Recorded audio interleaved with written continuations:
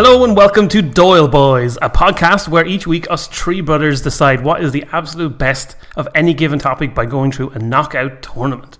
I'm James, the indie darling of the podcast. Stephen, can you on James's script? You're next. So, all right, I didn't know that, and I didn't get the joke really. To be honest with you, this introduction thing, I would like to know what the idea is before I have to just come up with something in 2 seconds. James has had the idea. I came up with it like I'm the exact 10 same seconds here. ago. But actually, no, I've had a good 3 minutes to look at it. And I still cannot think of something good to say. So who are you guys? I'm Stephen, the indie musician, and I'm sick. This has not gone well. I'm Andrew, and I'm dying inside. And on this week's episode, we're going to be deciding what the best independent movie is. But before we get into that, I thought it was best that we mention our socials at this point here, so that people can know how to contact us. Because instead of putting it at the end, let's put it at the start. I think it'll be better. Yeah, that's probably a good idea, because I don't think everyone listens to the end. No, exactly. Stephen doesn't even listen to the end. So if you want to contact us, Doyle Boys Pod on all the social media, on Twitter, on Instagram. Are we on TikTok yet, Steve? No, but potentially soon.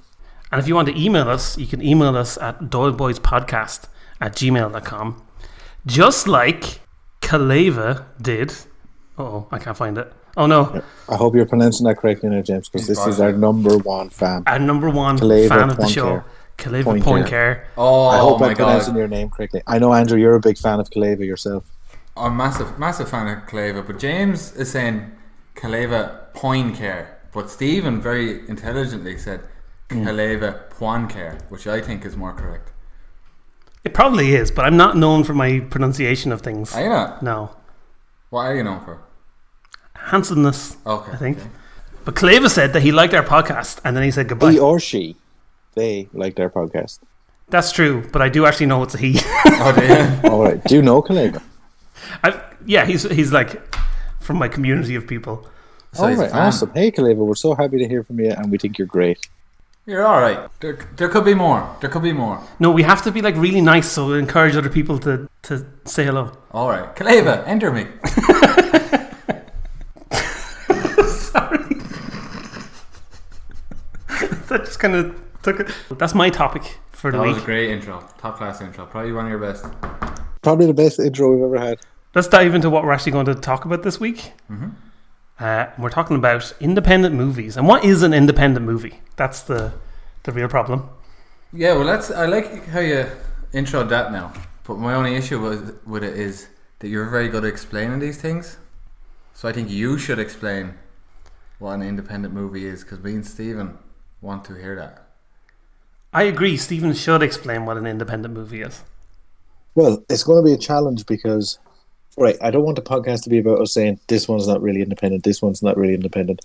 So I would say my definition is any of these 8 movies is what we're considering an independent movie. Because some of them, a lot of people aren't going to consider them independent movies. Yeah, I know what you mean. And it's kind of, I feel like independent movies is more like a feeling. See, I disagree with you fundamentally there. Do you think so? Yeah, I completely disagree. An independent film is a film that's made independently away from the big studios. Yeah. I think all of these are. Do you know what I mean? Some of them are distributed by a bigger studio because they're purchased afterwards, but they're made independently first. You know what I mean? Let's not dwell on this too much, because it's kind of ruining our whole premise of this podcast. That's true. So really what it is, it's kind of non-mainstream films, lots of cult classics in them anyway. Yeah. But they're just not non-blockbuster films. More pretty much like, yeah. Non-AAA films. So rather than arguing about it, let's just say what the 8 films we have to go through this week are. Mix it up. Yeah. Well, I just start at the bottom. We've got Adaptation, Wings of Desire, The Wrestler, Reservoir Dogs, Darjeeling Limited, Being John Malkovich, Donnie Darko, and Eternal Sunshine of the Spotless Mind. Woo! Now, let me ask you this. Is that the running order, or did you jumble them up a little bit? You done it in a running order. I did mad. I did it in the reverse running order. Oh my goodness. So it's kind of people, unless people rewind and figure it out, it's people are going to be on tenterhooks. What are they going to talk about? What are these crazy guys going to talk about next? Yeah, you bodged it. Well, you like on the podcast that just came out today, like I put the whole running order on the like description of it. So I seen that. Yeah, I thought that was an epic fail. No, I think it's a good thing because then people know what's coming up. Okay. So let's dive into the first matchup of this week. We've got Eternal Sunshine of the Spotless Mind versus Donnie Darko. What do you think? Do you have any immediate thoughts? Yes, Eternal Sunshine is the winner. That's my immediate thought. Why so? Why not Donnie Darko? Why not Donnie Darko? Donnie Darko's a bit scary. I don't really like scary films. And Donnie Darko's creepy and scary. Scary character, isn't he? Yeah, he's horrifying. And like even when he takes his mask off, he's scary. And Donnie Darko is scary too. Like that. I mean, it's a good film. It's so good that it scares you. That's pretty cool. But Eternal Sunshine is this really cool love story with, the best director, the best writer, the best actors. It's just really good, really beautiful film. Yeah, my initial thought was I would probably be leaning more towards Donnie Darko. Yeah, just because I watched it so much when I was younger. I always knew you were a sick freak, you know that? Well, I watched it maybe 5 years ago was probably the last time I watched it, and I watched it with my partner. Who'd you watch it with? My partner, my unknown housebound date. And she had never seen it before, but it was like we had spoke about in another podcast. I was like watching the film, then looking at her like, you get it? Yeah, you get yeah. it? You see this bit? You get it? Whereas Donnie Darko is a film I think you need to see a couple of times to really appreciate. Yeah. I mean, straight off the bat, it's a good watch and all, and it's a really interesting story. But I think it was kind of more of a... I was watching it a lot when I was younger, because I think it might have been one of the only 6 DVDs we had, so I ended up having to watch it a lot. And that's why my initial vote was for Donnie Darko. Yeah, I don't think it's like I don't think Donnie Darko is like a scary film or anything like that. Do you know what I mean? I agree, it's like a little bit creepy, like, but I don't think it's too freaky, like, or anything. Do you know what I mean? And I think it gets labelled as that a lot, but I think there's a lot more actual like heart to the film than that. Like, because the way I took it up as it was like the central character, like all these bad things happen and all that as the film goes on, and then at the end of the movie, spoilers, but like when the jet engine is going to fall on him, he's laughing. He's happy because he's going to save all the people who had horrible things happen. Yeah. In the alternate timeline, you know what I mean? That's what happens, is it? Yeah. That's how I read it. There's some people online who criticise Donnie Darko and say it has no substance and there's massive plot holes. I actually didn't read it this week when I was doing research, but I remember reading an article before about people giving out about the massive plot holes in Donnie Darko.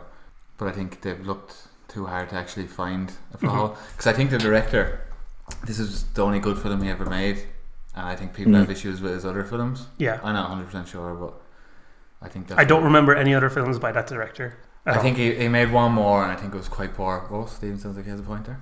Well, we might see another film from this director, because Donnie Darko 2 is on the cards. Since 2007 they've been talking. This came out in 98. But since 2007 they've talked about it, and as recently as 2021, which is this very year, he's on record as saying, it's in the works, and it's to be called S. Darko. So that could be Son of Darko, could be Sonny Darko. I don't know what it's going to be, but that's the rumours. Super Darko. Maybe it's a superhero movie. Yeah, that'd be good. Well, there is people that say that Donnie Darko is a superhero. That is one theory. Really? That is yeah. Who says this? The dog? It's an honest theory about the film. There's a lot of people on the internet who say a lot of things. Yeah. But I think the director might have alluded to it and then non-alluded to it. But I think he's probably just trying to get people to watch his movie, because people watch superhero films and that. Yeah, there's that. Here's a hot point for Donnie Darko. Jason Schwartzman, who's horrible, Phantom Planet fame, and also who has been in many Wes Anderson films. He's a horrible person. He auditioned for the role of Donnie Darko, but he wasn't good enough to get the film. Like his, I think it was a schedule conflict. Oh, was it? And it could have ruined Jake Gyllenhaal's career. So I'll tell you why he didn't get the film, because that Schwartzman fella is Hollywood born and bred family. He's one of these Coppolas, like Francis Ford Coppola and all these. Now, what film are we talking about here now? I'm just saying, don't forget that rat Schwartzman should be burned in hell, and he's not more than a rat. Okay, we'll get to that then in a bit. But in terms of Donnie Darko versus Eternal Sunshine, I think for me, Eternal Sunshine is going to win out here. I think we'll probably have a bit more of an in-depth conversation about Eternal Sunshine maybe in the next round. But Donnie Darko is a fantastic film, but I can't see it beating Eternal Sunshine, because Eternal Sunshine had a big effect on my life in general. Like, you know what I mean? Oh yeah, it's one of the greats. Versus Donnie Darko was just a film that I really enjoyed. Yeah, same. Great, we have a winner. No, my vote would be for Donnie Darko, but that's okay. That's fair enough. Steve, your Eternal? Oh yeah, I am eternal. I am also everlasting, and Eternal Sunshine continues to the next round. Right, so next up then we have Being John Malkovich versus Darjeeling Limited. Brother against brother. I think this is going to be a fairly tight one now. Intelligent human being against Andrew. Stephen. Well, so just for the sake of people who haven't been in our Discord listening to us talking about this, I fought tooth and nail against Darjeeling Limited. Well, you made one message. Yeah, but I fought with myself about it. And when you wrote this message, had you seen the film? I don't know. I haven't finished my thought yet. God. This is like the dialogue in Darjeeling Limited. It just makes no sense. Anyway, fuck Darjeeling Limited. That was fairly succinct, anyway. I was going to say more, but people keep interrupting my flow. I want to hear the rest of what you're actually saying. No idea. I watched it and it was way better than I thought it was going to be, but it's still shit. And it's not even the best Wes Anderson film, so how could it even be in this battle? It makes no sense. It's starring Adrian Brody, who won the Oscar 3 years beforehand, and he's not even good. He hasn't done anything since. Everybody knows that. It's starring Owen Wilson, who was a Hollywood... Predators? Are you serious? Yeah, You're going to call that a good film? You make me sick. It's starring Owen Wilson, another Hollywood darling. Top bloke. But 2007, he'd already been in those Jackie Chan films. How is this even an indie movie? I don't know. And worst of all, Schwartzman, the true rat of humankind. And on and on and on. What do you have against Jason Schwartzman? It's a bad man. Opening scene of the movie, right? They're going through the train, and the camera's following them from behind, and the camera lifts up to go over a plank in the middle, and we all think we're going to get the classic Citizen Kane shot, unbroken, the camera keeps moving through. Wes Anderson does it all the time. He's such control of his sets and movement. No, cut straight away, goes to the front of him. And that's kind of the story of the film. It had the potential to really be a Wes Anderson well-crafted piece, but it just, on the finer details, it just falls asunder and doesn't quite meet the requirements. But it is, I mean, by most films, it's better than any Marvel film. But it just falls at the highest point. Interesting. I don't think I particularly agree that it's not well constructed. I know what you're saying about it's well constructed in comparison to everything else. But I guess I don't have the best point of reference because I haven't watched a Wes Anderson film in so long. Do you know what I mean? Yeah, how do you mean not well constructed? Like, I took it up as like in terms of shots and things like that. Yeah, like there's some of them. Like, it is Wes Anderson's thing to be for everything to be staged and kind of feel forced and kind of feel awkward. That's kind of his thing, and that's fine if you buy into it, which I normally do. And he does that for most of the film, but there's times where he stops doing it, and it's not at like a sensible place. Like that example of going over the board when he should have just followed through. That's like a standard thing to do, and it's what pleases the eye. Like, you know. Yeah, I'd say what he was going for there was maybe a bit of a homage to more Bollywood films, because I think he had just... I think that's what the film was an ode to in a way. I know it's about India, which is... It's easy to say, it's about Bollywood films, but I think a lot of the things in it are an ode to Bollywood films that he obviously got an interest in. I'm not saying that shot is from a Bollywood film. I don't know that. You definitely get that feeling. That was definitely something I thought as I was watching the film, because I hadn't seen the film before. I watched it like 2 or 3 days ago now, and I really enjoyed it. Like, it was really good. But I would agree that like the Bollywood kind of feel, there was a few shots where that came up. Like what you're saying about like Owen Wilson and Adrian Brody being and they've been two big actors. Like, but that's what like big actors do, is like they go do these big massive money making films, then they go, oh, now I'm going to go do my little indie film where I can actually act. Show my basically skills. Yeah they do. Yeah, well, like Owen Wilson came up with Wes Anderson, so yeah. Well, they came to Hollywood together, Owen Wilson and Luke Wilson and Wes Anderson, so they're like a troupe. They're like a trio. 3 brothers. Well, there's more. There's more. Of them. Oh, I think they are brothers. Well, they're not brothers, but Owen Wilson and Luke Wilson are like. Well, I think they might have grew up together, even though Wes Anderson and I'm pretty sure Luke Wilson and Owen Wilson grew up together. But anyway, like it's a film about like 3 brothers like talking to each other basically the whole time, and who really wants that? Do you know what I mean? 3 brothers. Listen to 3 brothers talking all the time. I know, yeah. Especially the bickering. Their constant bickering in it was really frustrating. That was like the best bit of the film, was the relationships between the 3 brothers, like, and how it was very well done. I thought it was so well done. There's so much of it that was well done there, And then at the very end, when they go meeting their man and stuff, and the whole film, Owen Wilson has been like picking what they eat and telling them what they're going to eat and all this. And he's trying to assume the role of being their parent. Like one point he says, "Did I raise us?" And they all kind of ignore it. Like, well, I don't think he said it like that. He said it more like, "I'm pretty sure I raised us, didn't I?" Like, yeah. And the rest of them are kind of like, "Oh, what are you on about? Like, what are you talking about?" Like, yeah.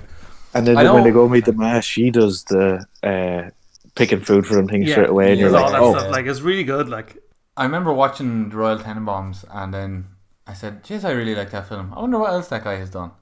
So I just googled it, and Darjeeling happened to be the next film that I chose to watch from him. So I had no preconceived ideas before I watched the film, and that's why I fell in love with the film. The relationship between the brothers, and then the awesome soundtrack, and and then at the end of the film, the slow-mo walkout that he does in nearly all of his films. I didn't realise that at the time, but just before the end credits, he does a slow-mo, and I thought that was brilliant. Yeah. But as I watched the film more, it starts meaning more to me kind of every time I watched it. I probably watched that film 8 times. Really, yeah. And when I was rewatching it, so I could talk about it on this just there the other night, cried twice. Fair enough. And I haven't cried in like 3 years. Emotions? what type points in the film would you been crying at?" Oh, I can't even think now. I should have wrote it down. Was it when the boy died? Oh, it's when the boy died. That was a pretty good scene. That was a really good scene. Because I would say, actually, up until that point of the film, it was kind of all going along at the same pace, and he was trying to get you to obviously get invested in the characters. And it's not actually that good of a film, the first half, until that point hits. And it starts showing that he's trying to get the message across that even when like family is bickering and all, like when it actually matters, things can still start working together. You see, I completely disagree with you. Really? Okay. You're saying that the first half of the film was blah blah blah, and the second half was really picked up. I thought the second half of the film was boring. Really, it's funny, isn't it? Yeah. Whereas I think I enjoyed the whole thing. Oh yeah, I think I personally thought it was on a pretty consistent level of goodness. Let's move on to talk about being John Malkovich, because we spent about 2 days talking about horrible Darjeeling Limited film. Okay, I tried not to jump down your throat there, Steve. I really did.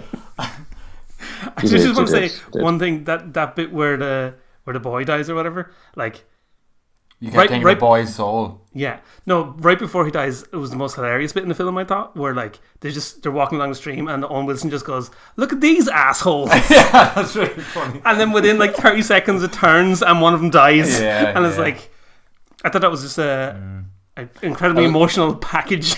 You know what I mean? It was actually funny. Adrian Brody's, when he got the kid out of the water, he's like, "Mine didn't survive."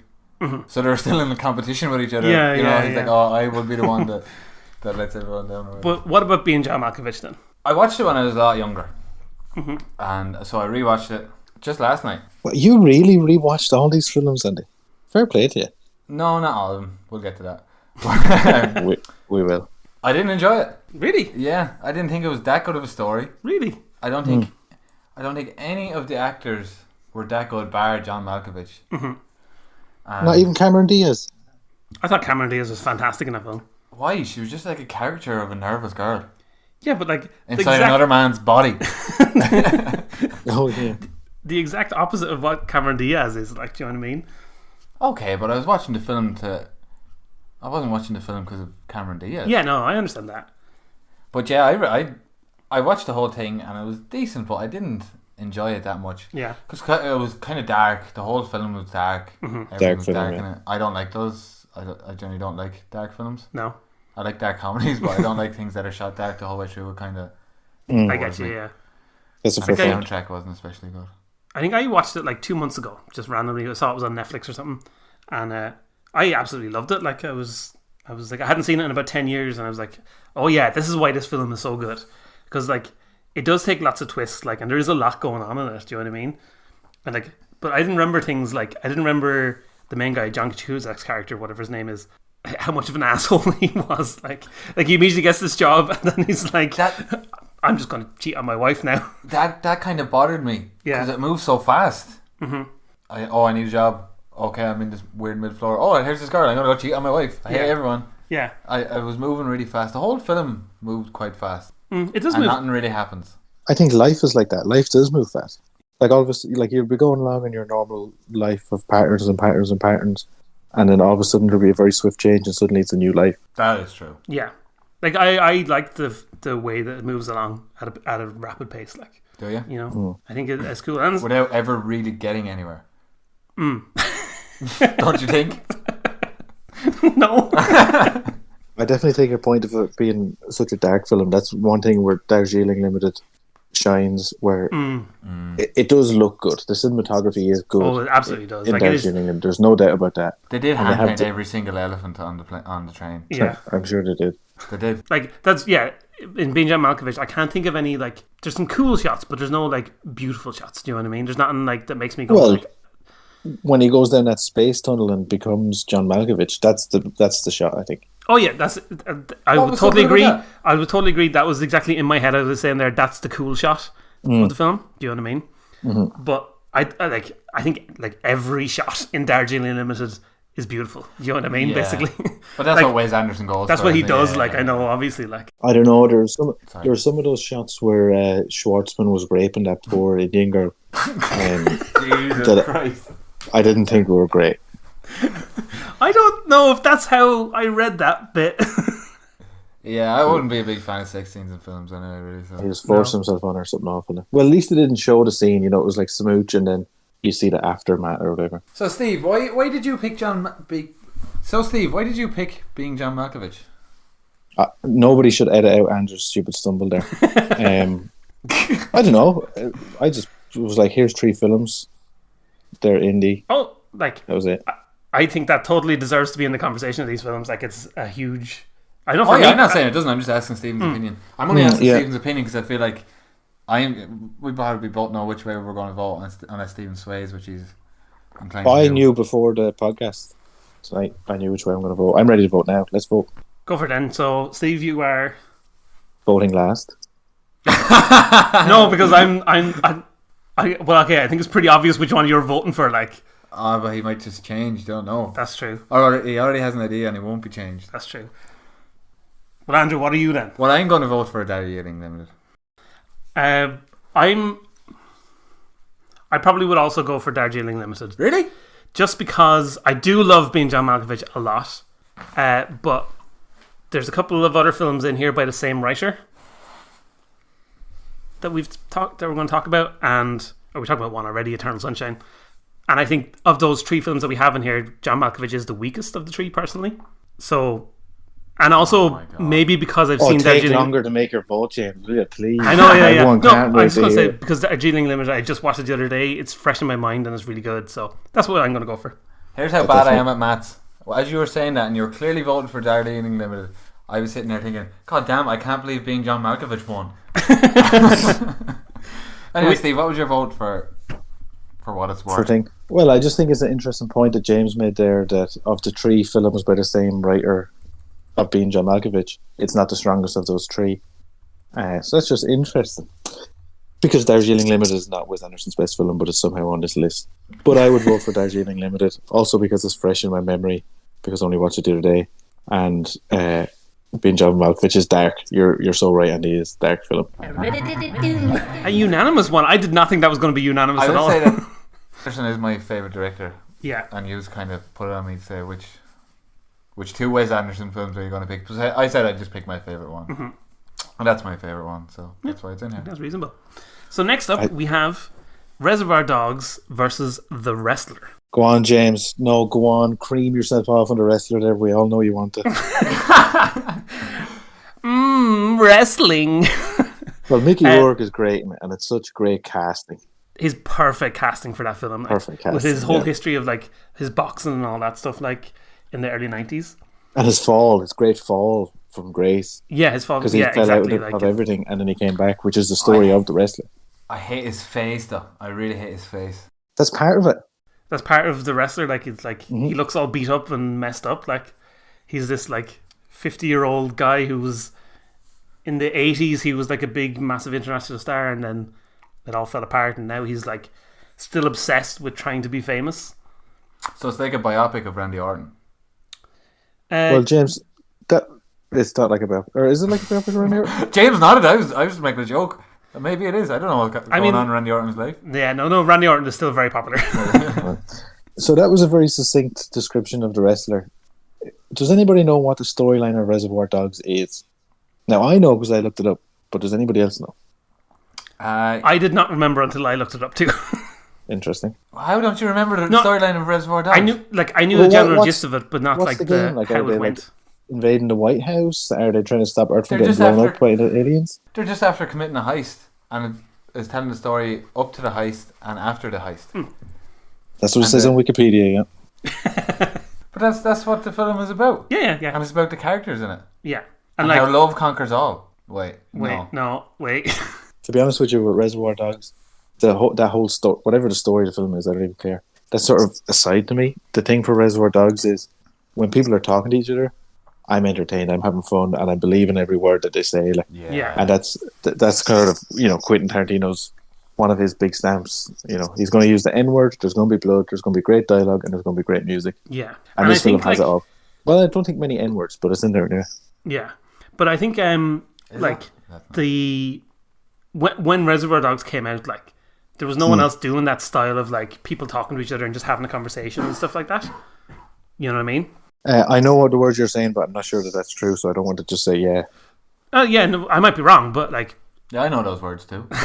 But you said it with confidence now. No, but I'm very certain it is. I think it was like a whole indie movement of the like early 90s. No, it was a whole like movement in the early 90s of that and like Clerks and things like that of like movies about people just talking to each other. Gilmore Girls. Gilmore Girls, that's a classic. Yeah. Literally never seen it in my life. Really? There was that great film in the 80s. It was called like Dinner with Al or Dinner with Lenny or something. And it's just these two guys having dinner, talking over dinner. But it's not much like Reservoir Dogs. No. Go on anyway, James, with your made-up history of the 90s film era anyway. What were you saying? Well, anyway, like the like super hyper violence anyway, that was a thing that was definitely not a thing. And like people were like walking out of the movie and stuff like this. Whereas, like, now you go back and look at Reservoir Dogs, like, yeah, it's violent, like, but it's not, like, crazy. No. You know what I mean? Compared to his later stuff, which, yeah, for me, he in the last 2 or 3 films, he went a little bit off the edge for my taste. Yeah. He went a little bit overboard, but Reservoir Dogs is kind of standard kind of stuff, like, it's not too bad at all. Well, that scene that's stuck in the middle with you where your man's dancing around, like chopping your man up, that's still full on. That's a full on scene, like. But it's the pinnacle scene, I suppose. Well, what about the soundtrack to that film? Like, what about the soundtrack to that? Great soundtrack. Soundtrack that has songs that are both familiar to you and totally new music to you as well. Yeah. And so many of those songs that were used in that film have become classic songs. Like, they're already well known and good songs, but they've become cultural classics because of that film. Do you know what I mean? And does The Wrestler have any sort of a soundtrack? It does. The Wrestler has an amazing song. Think about the Wrestler there because it's not going to win. So The Wrestler has an amazing song by Bruce Springsteen. Oh. And obviously, so I think we're ready to vote. You not like Bruce Springsteen, Steve? No, he's. Oh, that's class. Thank you. Yeah. Okay, one other thing I'll say about The Wrestler. Like, don't rush it. No. I'm not going to listen. This is the last thing anyone's saying about The Wrestler tonight. It's really good. Like, obviously, it is good. what's his name? The director. What's his name again? Darren Aronofsky. Yeah.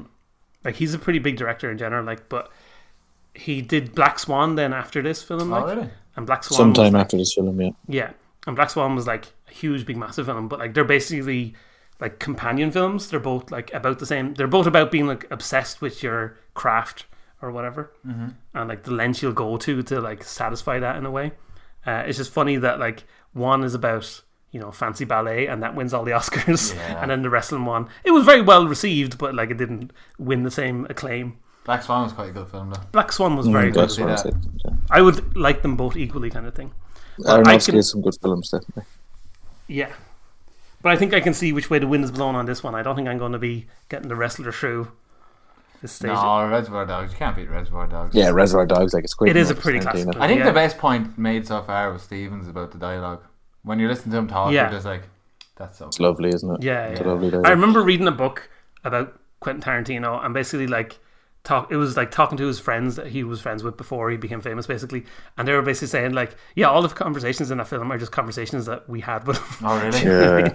He just took like the highlights of his conversations and put them on the screen, which is a great thing to do because it worked really well. Yeah. You know. Yeah, definitely. But yeah, there we go. So I'm going to say, I'll probably say Reservoir Dogs too. Really. Reservoir Dogs, yeah, for me. Yeah, that's a unanimous, I think. There we go. We should have a buzzer for when there's a unanimous. We should. decision. I thought we had it like a rid-a-did-it-do. So, All the rid-a-doos have been cut Oh from shit! everything. We skipped Knucklebutt's hole. no, that's at the end No, of that this round. comes at the end of this. Oh, right. Yeah. I had a tournament. There we had go. me Do confused. you know what? again. Andy could be the host next week, Jim. What do you think? I can do that. Keep things in order, definitely. Like, Wait, let's do an intro. We'll start with the final. So finally, on this first round, we have Wings of Desire versus Adaptation. Okay, so I just want to be straight out. Wings of Desire is the only film I haven't watched, but I did do research on it, and I do have some points and questions to make on it. But if we want, so yeah, I just want to make that point. I'd like to hear your points and questions. So here's why I didn't watch it, and I'd like you to kind of give me some points of why I should watch it. So first of all, I didn't watch it because it's 2 hours long. It's in a foreign language. That's reading, and it seems awful serious. It seems very serious now. It is quite serious in a way. But it looks like black and white, which is nice. Original idea, which is nice. What I want to know is, does it have any comedy bits in it? And is the music any good? I mean, there's no like epic soundtrack to it, like or anything like No. that. The But music it does- goes with the film, but It does have comedy in it. yeah, there's funny bits in it. Like it's because the film is about like human nature, Yeah, in a way. yeah. Like it's about these angels looking down on humans and trying to experience what they experience and keeping record of what they experience, basically. But also trying to instill hope. They can't interact with humans, but they can sometimes they can touch them and maybe comfort them a bit, basically. So the first half of the film is just that. It's them going around to different people and experiencing them and stuff like this. But as it goes, the like main character of the film, he starts to become more and more like I want to experience what the humans experience, basically. You know what I mean? I want to live like they do. Steven just takes penis into the search. See, because you need the comedy. Great story, Jim. I don't want to hear the story of the film. Don't give a god dang. But you need the comedy. Someone talk about Adaptation, because that's another shit film. No, I want to finish. I want keep going. like so he wants to become more human, and then Don't the tell film. me the story of the film. I don't No, I'm not care. telling you the whole story. I'm just telling you why you should watch it. He wants to become human, right? And then he meets with Columbo, who's like making a film there, and then it The turns actual out, Columbo. yeah, actual Columbo. And then Does he speak made-up German as well? No, he speaks English. Like people speak French speaks and German. Columbo. He speaks Columbo, basically, yeah. And then he basically reveals that like he used to be an angel as well, and that he gave up being an angel to live like humans and to experience things as a human, and he basically convinces the guy to do it as well. So then the film switches to being in full color, Yeah. and like you see everything from the angels who's now a human, his point of view, and him experiencing the world. Like he starts off like he gets hit in the head and he starts bleeding, and he's like, "Oh my god, blood is amazing." Yeah. Um, It's like someone was sitting in a coffee shop, people watching, and they seen a person and they made up this story about them. yeah, And then the next day they came back to the coffee shop and made up a story about another person. And then just married all these stories together. Yeah. You said at the start it's about human nature, and I think that's what is the most interesting point about the film. I mean, it's weird that it's Germans, because Germans are mostly soulless, but that's kind of true of the film for me. But I mean that's a big part of the film as well, is like the dealing with the aftermath of World War II in Berlin. Like, yeah, well, there was still a wall in Berlin at the time. yeah, so it was like late 80s or whatever. But it's Pre-Hof. a very good It film. was pre-Hof.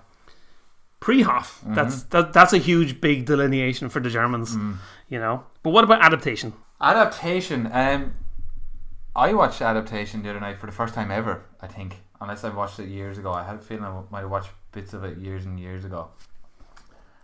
And I was amazed. I thought it was one of the best films I've ever seen.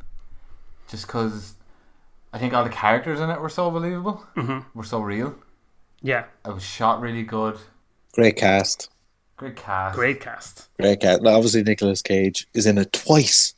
You know, Yeah. you want Nicolas Cage, you got him Yeah. twice. Like, I enjoy Nicolas Cage in general, but this is by far the best Nicolas Cage. You know what I mean? That could be the best straight acting he's done Yeah. in a long time, or maybe ever. Because, like, Charlie and Donald are so different. Do you know what I mean? Mm-hmm. And he does it so well. He really does. And Donald is kind of like the Nicolas Cage that you're used to seeing on screen. In a way, you know, he's got a bit more energy and he's a bit more impulsive. And Charlie, who's presumably more like Charlie Kaufman, I don't know. Mm-hmm. He's more timid and sort of reclusive. And maybe Nicolas Cage does it a touch over. You know, he gives it a little touch extra to what you'd normally have. But the film's so ludicrous that you kind of just go along with it. Like. Yeah.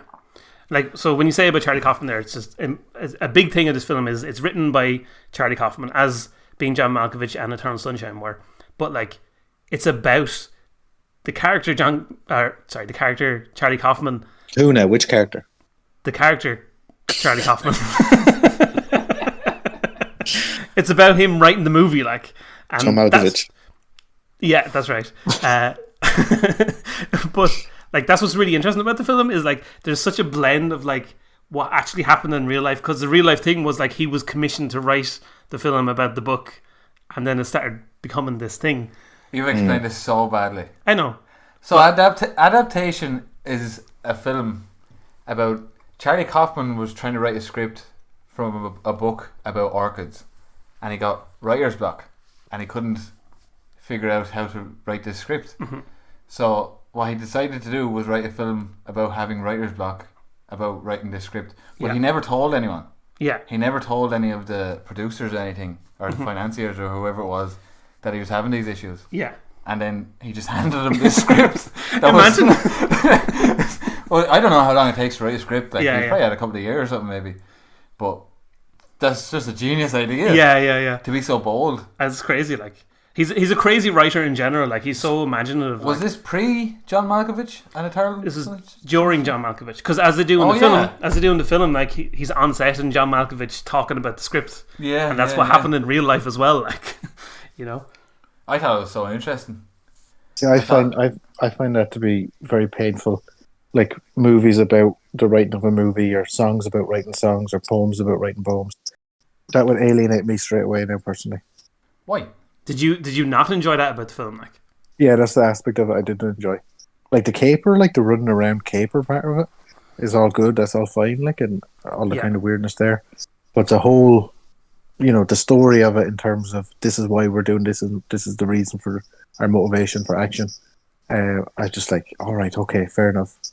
It could just be about aliens or wizards instead, like, you know, that'd be my thing.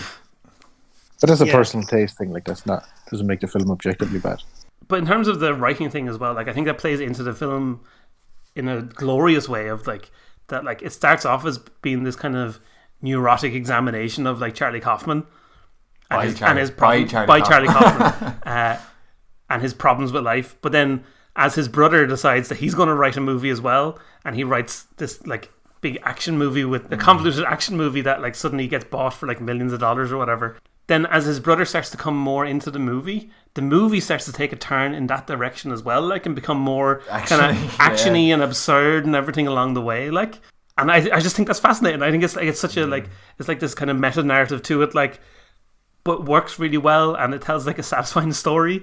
And like at the end of the film, like he gets the girl that he was in love with at the start of the film and all this, like, because it was like Donald's style of thing, like, you know.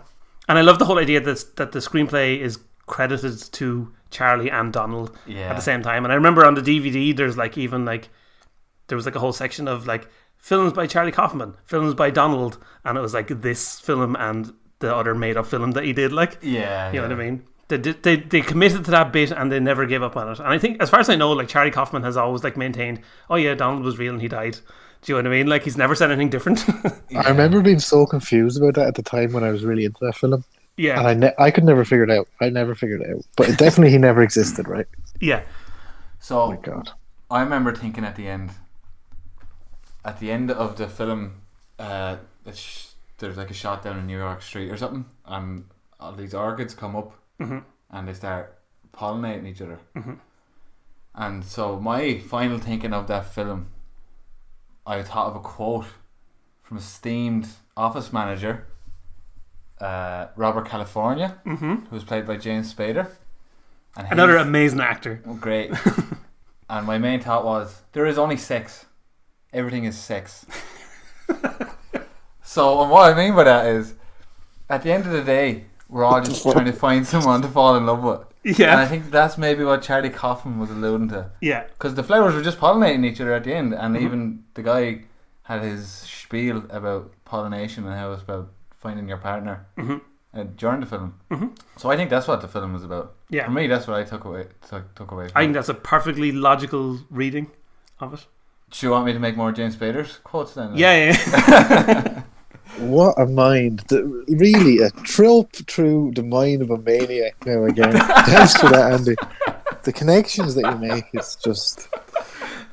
Well, I think we've made some good points for both of these films, but I would like to know which way you guys want to vote. I'm definitely voting for Adaptation, maybe for the same reason that Stephen voted for Darjeeling Limited, because it's fresher in my head, and kind of when you experience something new, it seems better.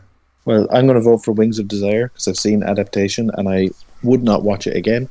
But Wings of Desire I've not seen and I would watch it at some point in the future thanks to your depiction of it. This is going to be interesting. It's always going to be interesting when James has the power. Yeah. Oh yeah. Oh well, no, this isn't a big deliberation for me. I love Wings of Desire. It's definitely one of my favorite films of all time. But Adaptation might be my favorite film of all time. So I think it's going to be Adaptation for me. And Goody'd never let you live it down if you didn't. Exactly, yeah. Trip. I mean, because he put us onto this, right? I mean, Goody put me onto, I'd say, about 7 of these films. Oh, really? Yeah, and I'm only giving Darjeeling to Andrew just because I never watched it, despite Goody recommending it. Oh, really? You know what I mean? Well, Dad would have watched Reservoir Dogs. Like, Tarantino was a thing in our house growing up. Okay, so let's say 6 out of 8 of these. My friend Goody made me watch all these, and then he was right. Oh, Goody should have a podcast. He should. Goody's the man. But there you go. That's our first round complete. That's great. And it's time now to go to... Or not go to, because we go to Andrew's Corner. But what do we do for Knucklebutt? We arrive in delve into, or dive down. Let's dive down into Knucklebutt's area of personal pleasure. Knucklebutt sound of the week. Well, I posted this last week and on Instagram or something.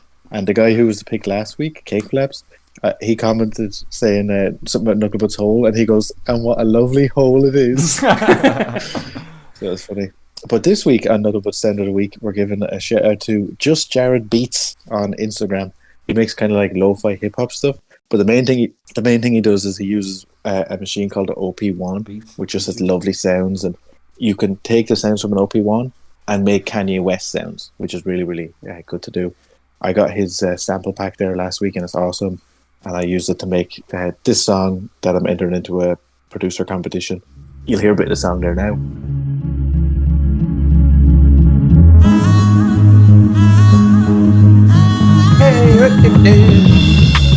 Great, so that's Just Jared Beats. Check him out on Instagram and stuff like that. He'll be linked somewhere sometime, and he's a cool chap.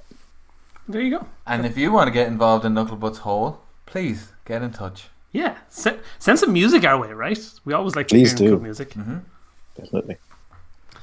So we'll move on then to the semi-finals for this week. First up, we've got Eternal Sunshine of the Spotless Mind versus Darjeeling Limited. Wow. What a landslide for Darjeeling. I don't know about that now. What Premier League team do you think? No, I'm joking. That's a reference to last week's podcast. So new listeners, go back and listen to episode 3 to get that reference. It's actually behind a paywall now. Nice move, Steve. What's interesting here is Wes Anderson is the director of Darjeeling Limited, and he potentially could have had 3 or 4 picks in this great list. And Charlie Kaufman already has 2 or 3 on it. Mm-hmm. Eternal Sunshine is probably one of Charlie Kaufman's better films, in my opinion. Yeah. Darjeeling Limited, is it even top 2 for anyone other than Andrew, who particularly loves this film? Because it is said that Darjeeling Limited is not highly rated by Wes Anderson fans in general. Yeah, but like, who cares about what other people think? Like, it's the Doyle boys' opinion is the only one that matters, That's right? The one who's ever right. I'm saying because Darjeeling is so fresh in my mind, I can't pick another one over it at the moment. Do you know what I mean? in terms of Wes Anderson. Oh yeah, well I've watched them all repeatedly, and Yeah. Darjeeling is just my favourite. Yeah, I do think of you as the Wes Anderson head, like, so I trust your opinion Thank you. on it. So I win.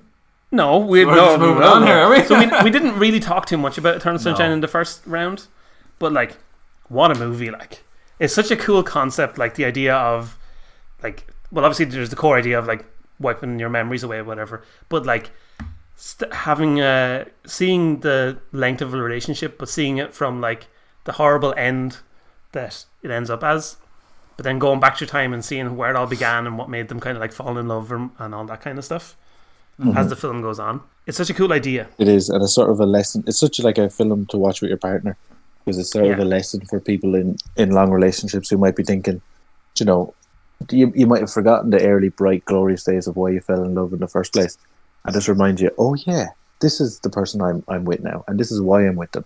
It's a real journey of love in that sense. Yeah, I will give the film that the kind of whole essence of the film is about enjoying the journey of like love or life or whatever, and living in the moment. And it's actually something I try to do, like, is try to even enjoy the bad moments. You know, like when you're like under pressure or things are going wrong or whatever. I still try to enjoy those moments because it's all part of the journey or whatever. yeah. So I thought it was an interesting take on that, but I haven't watched it in a long time, and I didn't rewatch it. I didn't get time to rewatch it. Yeah, well, we didn't have time to watch all of these. Like, No. like I watched 3 of these films. I watched one, Darjeeling Limited, and I would Yeah. not watch it again. What is Bill Murray's role in that film? Who is he? Just to be Bill Murray and turn up, like, Well, that's it. he has like a troupe, Wes Anderson, and he tries. You wouldn't know it, but there's lots of characters in the film that are in most of his other films. Yeah. I would know it because I've seen most of his other films. Now tell me this, what's his role in this film? To demonstrate that it's possible to be late for a train. Fluff. Nonsense. Schwartzman style crap. Schwartzman co-wrote this. Why does he hate Schwartzman so much? I don't know. He's a snake. He's a snake. Why is He's he a snake? He's a hack. He's talentless. He's only in it because he's one of these Coppola clans, or however you call them. Hey, hold on. You keep saying this, like, but Did you hear this? Did you ever hear that song? California, California. Is that Here him? we come. Phantom Planet, baby. Oh. No, I he's mean, the that- drummer. He's the drummer. Okay, I'll agree. Right, it's a boring song. That was Great. becoming like a knock against. It's an alright song. Look. Good luck to you. Good luck to But we can't. We're not. You're not allowing you to downvote Darjeeling Limited just because you don't like Jason Schwartzman. It takes away from the experience of the film for me. Why? Because I don't enjoy looking at him or hearing words come out of his mouth. Adrian Brody, he has a talent and he has a good voice. But anyway, what's Bill Murray doing in the film? Nobody knows. He's just in there. So they could all get a lovely holiday to India or something? I don't know. You know what, Steve? I know why he's in there, Why? but you need to find out for yourself. Dun dun dun. You don't know why he's in there. That's fair enough.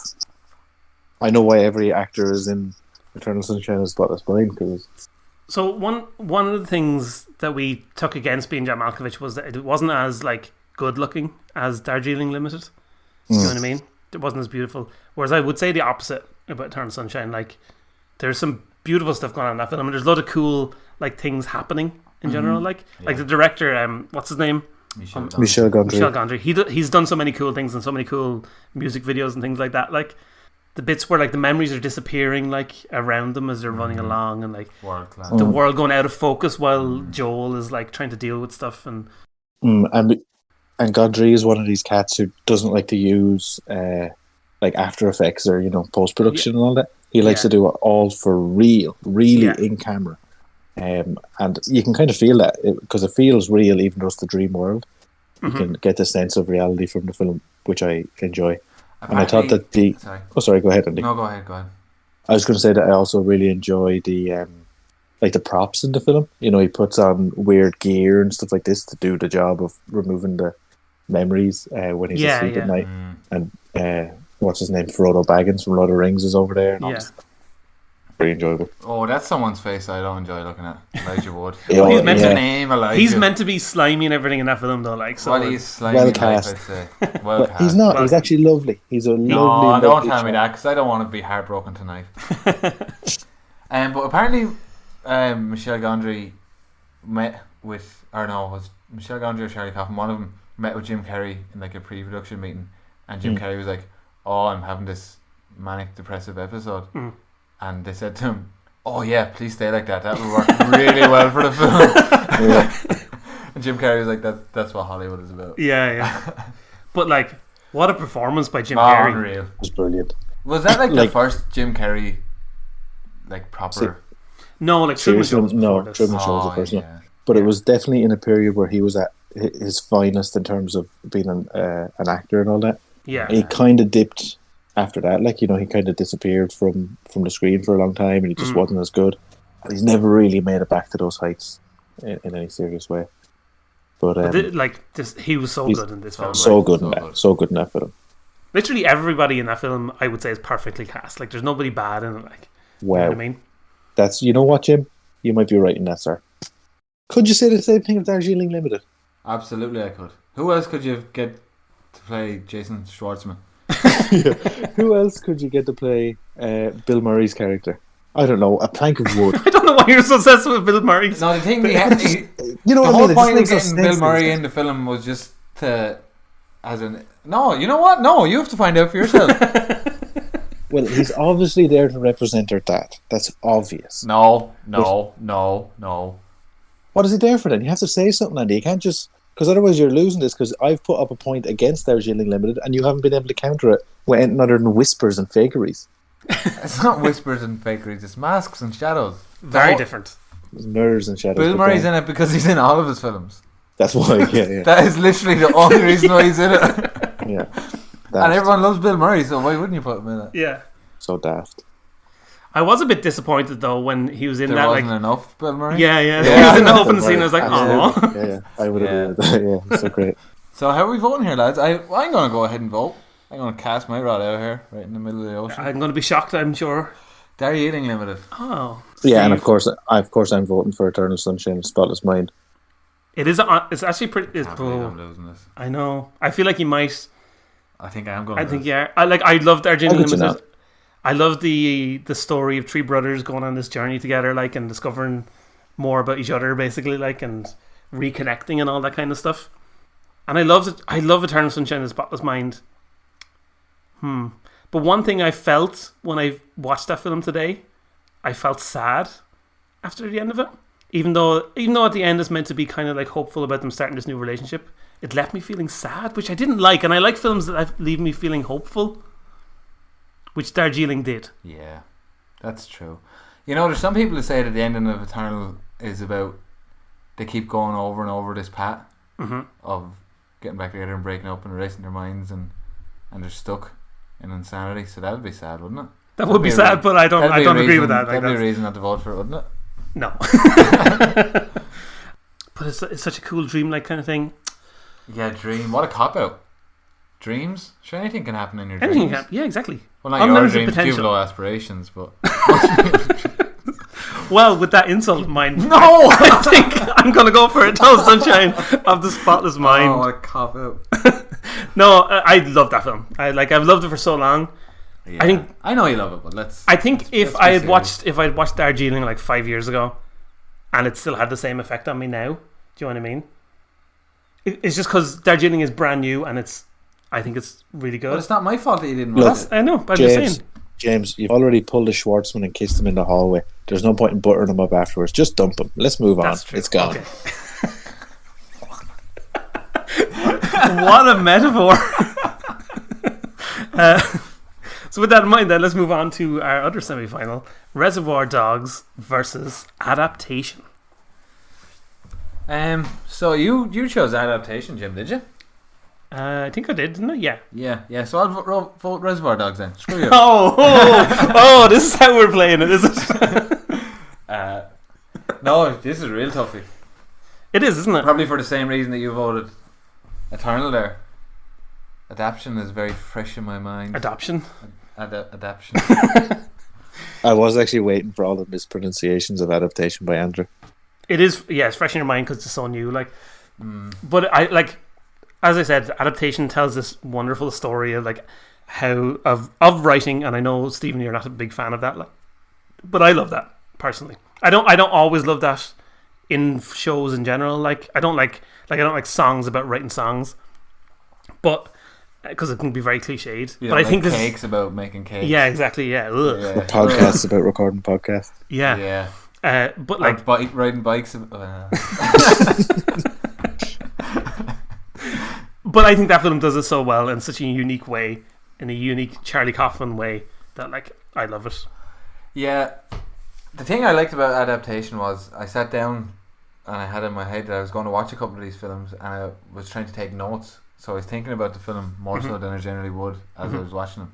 And I've like loads of notes on Adaptation, and it just gave me loads of different ideas and interesting thoughts during it, which I thinking. I haven't watched a lot of films lately, so this is probably the first film I probably sat down and watched in like a year. And what am I trying to say here? I don't know. Oh yeah, when I was watching the rest of the films that we were supposed to watch, none of them were as interesting in that way as Adaptation. Abe's Odyssey Adaptation was. Yeah. So it definitely has that go for it. Yeah, I would agree. There's a lot to be taken from it. Steve, what's your opinion? Give me some Reservoir Dogs arguments. Yeah, well, I think Andrew's thought there that when he was watching Adaptation, it made him think, not necessarily just about the film, but just kind of start thinking in general. That is one of the great things, Adaptation, despite being in some ways confusing and all that type of stuff. That's a great point of it. Whereas Reservoir Dogs is a roller coaster ride through hell and heaven. You know, it's that kind of a thing. Like, it's really a rocking thing. I suppose the other point that I had about Reservoir Dogs is that that it was named greatest independent film of all time. It has been named that before. Oh yeah, and the scene with that whole Mr. Pink thing with what's his name, Steve Buscemi, is awesome. Where he's like, "Why do I got to be Mr. Pink?" Yeah, that is pretty classic. Right. Adaptation for me, right, is the best Charlie Kaufman film and the best Spike Jonze film, the director. Whereas Reservoir Dogs isn't the best Quentin Tarantino film. Whereas for me, Synecdoche, New York is the best Kaufman film. Really, Cynic? That's interesting. Wait, what film did I say, Jim? What film did I say, Jim? James? Synecdoche, New York is how it's supposed to be pronounced. Yeah, Synecdoche. Yeah. I think it's Synecdoche, actually. I actually don't know either. I just want to know. Because it's meant to be like Schenectady is a place in New York. So oh, is that what it is? Yeah. Schenectady. Yeah, I know it's a really weird name for a place. That sounds like one of Frank Reynolds. It sounds like you sneeze. It sounds like one of Frank Reynolds' holes. Your dynasty. Oh, you mean Shady Nasty? Yeah. That's good stuff. Thanks. That's interesting that you that's your favourite film. I love that film too, but it's a very, very kind of heady and interesting film. But as I said, I don't know, would you agree about Reservoir Dogs not being the best Quentin Tarantino? I think Reservoir Dogs is my favourite Quentin Tarantino film. Yeah. I think maybe because I watched Jackie Pulp Brown Fiction. would be second. Jackie Brown is so good. Jackie Brown is excellent. Then Pulp Fiction. Well, I like. So what's your point here? My point is, jolly my man. point is, Adaptation is the best of those people, whereas Reservoir Dogs isn't. So I'm going to vote for Adaptation. Okay, well, I'm going to vote for Reservoir Dogs. I've watched that several times and enjoyed it most times. And you can kind of watch any part of it and you're kind of in it. Whereas Adaptation, I've watched it once and, you know, I'm proud I've watched it once, but I wouldn't be watching it again. So it's up to Andrew. Whew. I will go for Adaptation because even though this podcast is about indie films, it's more about alt films. That's true. And Adaptation gave me an alternative way of looking at a film and an alternative way about watching a film, which I really, really enjoyed. And obviously Reservoir Dogs is class and the dialogue is brilliant. But any old idiot can watch Reservoir Dogs and enjoy it. And Reservoir Dogs is probably higher ranked in the best film of all time. But as an alternative indie film, I think I'm going to vote for Adaptation just because I have no other reason. Fair enough. I think that's no other reason than those 7 reasons you just gave. Yeah. Well, I have one more reason now. Rip the band-aid off. Well, there you go. Adaptation reaches the final, and we'll dive into the final soon. But first, we got to take a little detour into Andy's Corner. Andy's Corner. You ready, Steve? I'm fucking horned out of it. Unlike most of Jason Schwartzman's lovers.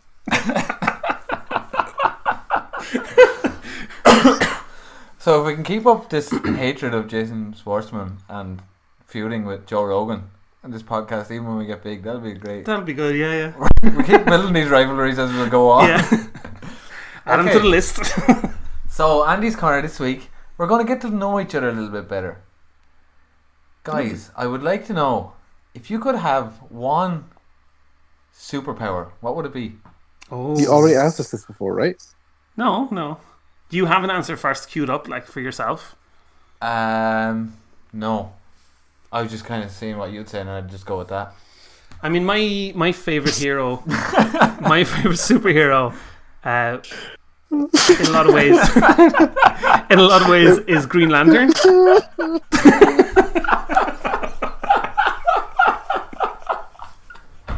Go on, James, please put us out of our misery, will you? It's a well thought out segment. What's your favourite superpower? I've been asked what else was I supposed to say? I don't know, it's your corner. I've been asked that since I was about 11. Like. I love Andy's Corner, it's brilliant. Right, I love Green Lantern. Keep me Right, go ahead. Right, I love Green Lantern. Like having a ring that can generate anything and create anything from your imagination, basically. That's a pretty cool power. This was a magic ring. I want a magic ring that can make cool green things. Such low aspirations. What? Fine. What would be your superpower then? Steve? Superman power. Superman power. Well, no, he said pick one superpower, not... My superpower is that I have the same powers as Superman. so like 20 superpowers. That's like saying, hey Mr. Genie, can I have 1,000 more wishes, please? Yeah. No, it's like saying, hey Mr. Genie, can I have Superman power? And what would you do with that power, Stephen? I would... Wait, I'm supposed to ask these questions in my corner. Oh, sorry. Stephen, what would you do with that power? That was a good question. Don't answer it, Oh, Steve. well, you put this question on me now out of nowhere. I don't know, I just picked one. Like, I changed my answer, Mr. Manhattan power. What's Mr. Jesus, Manhattan? that's even more like... And do you know what I do with You my can do Mr. literally Manhattan? anything. I can do anything. And what I do with that power is I make this segment shorter. Well, we need to hear Andrew's amazing answer. Do we? My one would be... It better not to be just to turn invisible to run into like locker rooms of dudes. No. It's much more handy than that. Would be to any moment, at any time, think of interesting topics for Andy's Corner. Oh no. The problem is superpowers will never be real. So Stephen, we're just going to be stuck like this. God help us all. Well, what another great trip into Andy's Corner. Let's leave. Let's get out of here. So, the final of today's episode, this week's episode, Eternal Sunshine of the Spotless Mind versus Adaptation. We've only been recording for about like an hour and 15 minutes, so we have a good 20 minutes on this. Oh yeah. This is going to be a short one. Two Charlie Kaufman films. Charlie Kaufman being like my favourite writer of all time. Didn't have a clue who Charlie Kaufman was before I watched Adaptation. It's funny, isn't it? Didn't know who he was. He's not the most like popular. He's not like a big movie writer. Do you know what I mean? He writes these cool, interesting films for smart people like me and Stephen. And then he. I wouldn't watch Charlie Kaufman anymore. I'm not really into watching films anymore. You're creative. You're not a watcher. You're creative. What's the temperature? How do you feel about these two films? I vote for Eternal Sunshine of the Spotless Mind. I vote for Adaptation. God. Adaptation. Could you at least pretend not to give the decision to me every week, like? But sure, you could never make up your mind. I know, but like, you're going to vote for Adaptation. Am I though? I probably am, aren't I? Great. Well, another great podcast. No, but I'm just thinking, like, you know what was funny? You know what was funny about Adaptation? Yeah. When he went to the screenwriters conference, and he was having this whole inner monologue. Yeah. As the thing was going on, and then the guy starts saying, "You should never have a monologue over a film. It shows that you can't write properly." Yeah, it's lazy writing. Yeah. And then was so immediately the funny. monologue stops. And there's no more for the rest of the film. Yeah, that was really good. That was good. It's a good bit. Yeah, it's a really good. It's probably one of my favourite bits about that film. Steve, why do you think Eternal Sunshine is so better than Adaptation? I like the ensemble cast in Eternal Sunshine. I think everybody's really good. From obviously the top of the pile, Jim Carrey and what's your one's name from Titanic? Kate Winslet. Leonardo DiCaprio, high fired it.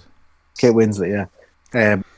I didn't even realise until I watched it again, like Mark Ruffalo's in it, like, you know. Yeah, the great I Mark like Ruffalo. Mark Ruffalo, yeah. He's one of the great on the go. Yeah. Like, so it's just a great cast. Is Mark Ruffalo a douche in real life now? Yeah, no, Is he? beautiful I have man. no idea. Beautiful man. Yeah, godsend.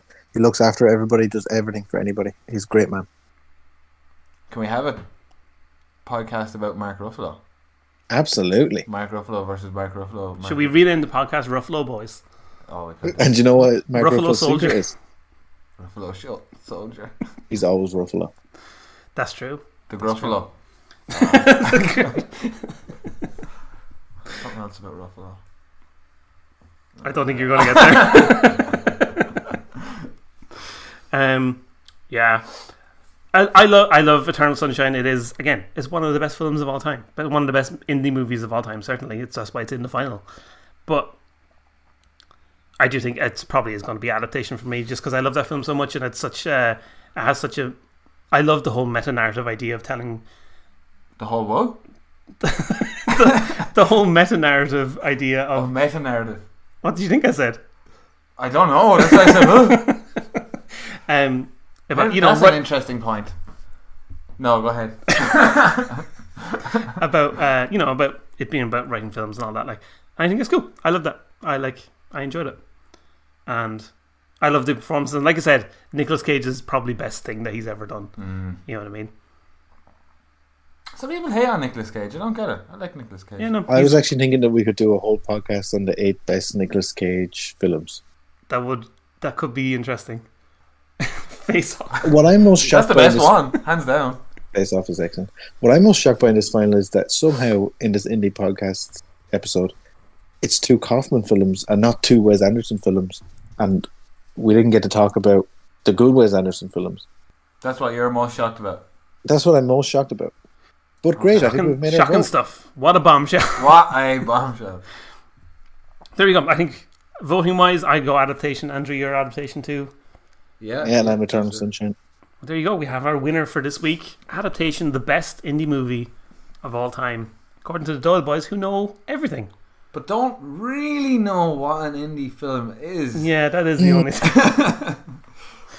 So as I said at the top of the show, if you want to contact us, the top of the show, if you want to contact us, make sure you reach out to us at Doyle's Boys Pod on all the social media, doyleboyspodcast@gmail.com to email us. More emails. More I like emails. The emails. Yeah, the emails are As a fun. social media manager who is not fully sure how to check our emails, I like the emails.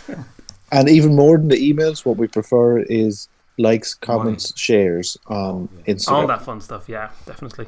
Because there's going to be paywalls soon. So if you don't start commenting now, you'll never get in the inner circle. You'll never get a chance. You got to And, get in. Tell us Get what off. we missed in the podcast and tell us how to wash ourselves properly and stuff like that. Exactly. And in terms of finding us individually, Steve-O, what's going on with you? Knucklebutt on all platforms. Hit me up. Also, I have now actually, seen as I needed a few socials for this podcast, I have started my own Instagram. Oh, It's called Knucklebutt, but there's no K at the start. So if you could follow that, that's where you'll reach me. I mostly sample Knucklebutt. you just repost his content. And you can find me at Games Plus James on all those places I too. gotta do that now. Hang out with me, and then he's signing up for the account now. Before he does. You can find me Games Plus James. Go learn how to make games with me and all that cool fun stuff. But thanks for listening. We'll be back next week with another cool topic of fun. How do we end this show? We need to find an ending to this You show. just say goodbye, I think, normally. And Yeah. then Oh, the goodbye theme tune plays. There's a goodbye theme song. I really do. Goodbye. That was the show. That the show.